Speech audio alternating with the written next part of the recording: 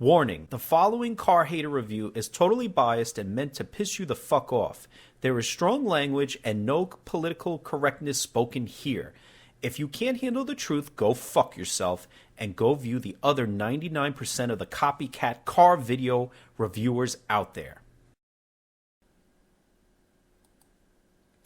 Okay, I'm going to do a review on this Volvo V90 Wagon. It's not even out yet. I was on the website and, there's barely any info really on it. There's no pricing, but I'm figuring it's probably going to be a ripoff just as the S90 is. So I'm figuring probably it says, the only thing it does say is $55,000 to start. One of the things I have to say I like the wagons. I've owned a cross country. I even was supposed to buy the R design in this wagon at one time, and I just never did. Own a lot of Volvos. They're kind of mediocre as at best, But I have to say that the cross country, the older version, rode really nice, and I was thinking about leasing one. But what happened was my asshole Volvo dealership just doesn't know how to sell cars. Well, hold on a second. Let's go back to this. I did want to purchase one of these outright. This is the R design model, but then I found out it only came in their front-wheel drive. Well, the funny thing is that they're really only front-wheel drive anyway to begin with. There really isn't any all-wheel drive with any Volvo. And if you watch them in test, they get destroyed by Audis. I mean, they just dig themselves right in and can't go anywhere because there's really just front-wheel drive. That's all it is. This car, I have to say, it was very hot. I mean, this shape was around forever, just like, the sedan, and it takes Volvo a million years to come out with, a new design. As I stated in the previous video, take a look at that. I'll have cards up for that and links at the end of the video. I want you to take a look at that video on the S90. But very impressive looking car, this wagon, from the R design. But I did own a cross country. It did have issues. Most Volvos just seem to have issues. It's just a thing about them, transmission issues. And the funny thing was, when I finally figured out what it was, it took me, a decade to figure it out through all these stupid message boards because nobody ever answers any fucking questions. I had gotten rid of it. There it is, actually, with the Concorde. That was my own car. The Concorde was being transported at the time, and it was kept at Floyd Bennett Field. But I had that Volvo for a little while. That's actually my shop, automotive ad builder shop, before I did the paint when I just moved in. This is probably back in 2009. Actually, even when I started this particular channel was in 2009. I was in YouTube since '05, but this channel, when I went out on my own and stopped working for somebody, the car really did suck in the snow. It was nothing special. I mean, the car looked big and bold. It was supposed to be like an Audi all-road or what have you. I mean, a lot of space. Now, here's a new one. Here's the new cross country. I have to say, I'm kind of impressed with it. I can't lie. I think it looks pretty good. And driving the other box, I was quite impressed. So I was going to lease one, a 24-month lease for like $3 and change. I think it was like $2,500 down. I was like, oh, that's great. I called the dealer, and the guy wastes my fucking time as usual. I'm like, listen, do me a favor. Send me a picture of the car. I want to see what the wheels look like on it. That's the most important thing. Of course, no dealership has any photos or any information on the cars that they're selling. And I'm like, look, I already bought one from you. I don't even want to test drive it. I didn't test drive the first one that I got from you, that S60R. I said, I know it drives like a cement truck. There's no need to test drive it. And I said, listen, get back to me with those photos. Text me, whatever it is. That asshole never got back to me. And that's why I ended up getting the BMW i3 for my wife. That's why. Because this jerk-off lost a sale. Now, see this car? Very hot. I have to say, I really do think it's impressive. The interior, I was in one the other day. Like I said on the other video, I was in the S90 sedan.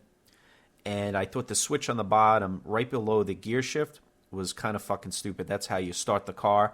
And there's barely any knobs. Underneath, there was like really no knobs. I like digital, that's fine.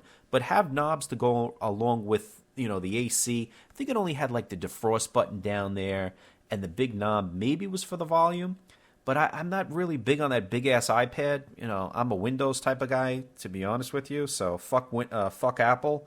But that's the big thing. Everything's going with this big ugly iPad in the middle. So T6 now. At one time, here's how Volvo went. T5 meant 5-cylinder turbo. T6 meant you had that straight 6. No, not anymore. It makes no fucking sense. Now T5 means it's a 4-cylinder 2-liter turbo. T6 means it's a supercharged and turbocharged engine, which is still a 4-cylinder. Yeah, it's creating over 300 horsepower, but what is with all these companies changing the badges around? You know, it's really crazy. Now, there's a T8, and a T8 is like a hybrid and an engine that's in the truck. It's crazy. One of the things I do like about the vehicle is the fact that the license plate's in the right place, unlike the S90. It definitely has a bold-looking look. You know, it looks big and huge. You know, it almost reminds me of like an A8, Audi A8 station wagon if it was to actually come out. The car looks huge. It truly does, and I like that. The thing is, though, what do I think about it versus the all-road? Well, the all-road's kind of sold itself out with this new bullshit dynamic quattro system, which is really front-wheel drive. So basically, you know, Volvo and the Audi are kind of almost the same now because Volvo's all-wheel drive system's nonsense. So I don't understand why they would come out with this ultra system to save 5% of the gas on the Audi when, of all vehicles, a true quattro system should be on that so-called off-road vehicle, these wagons that supposedly can go off-road. Look, no one's really taking these off-road except for a nut job like myself. See, when I drive around in the snow, I want to get stuck. That's my, you know, I want to get the car stuck. I want to see if I can, but that's when I'm driving an Audi. Now, I had my S60R. You can take a look at these videos. I have them on my channel. And I had gotten stuck in it, all right, and barely any snow. It dug itself in, and then the traction control came on. If it wasn't for me watching a program on fifth gear, Tiff Nita, I would have never known how to get this car out of it. Now, you actually don't always need traction control. You actually can shut it off, but the traction control's still working on the stupid car. In order to shut off the traction control on this S60, you had to press the button 5 times. I kid you not. 5 times. The executive wanted it that way. What a fucking moron.